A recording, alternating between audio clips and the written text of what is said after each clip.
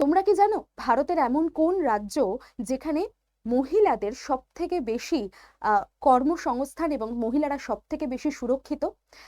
তামিলনাড়ু হয়ে গেল সারা ভারতের মধ্যে এমন একটি রাজ্য যেখানে 43% ওমেন ম্যানুফ্যাকচারিং ফিল্ডে নিযুক্ত রয়েছেন। ইভেন সেখানে ফ্রি বাস পরিষেবা চালু করা হয়েছে এই মহিলাদের জন্য। এমনকি সেখানে হায়ার এডুকেশনের জন্য মহিলাদেরকে মাসিক স্কলারশিপেরও ব্যবস্থা রয়েছে 1,000 টাকা করে। ফলে সেখানে হায়ার এডুকেশনে কিন্তু মহিলারা অনেকটা এগিয়ে রয়েছেন।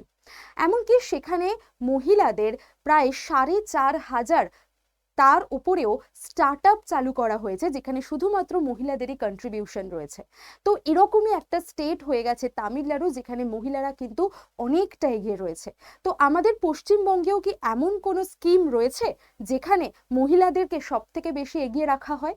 তোমরা কমেন্ট করে আমাকে জানাও। আর অবশ্যই দুপুর 2টোর সময় আড্ডা 24/7 বেঙ্গলি চ্যানেলে আমার জিকে/জিএস এর ক্লাস করতে ভুলো না। এরকমই ইনফরমেশন কিন্তু আমি সেখানেও তোমাদের সাথে শেয়ার করে নেবো।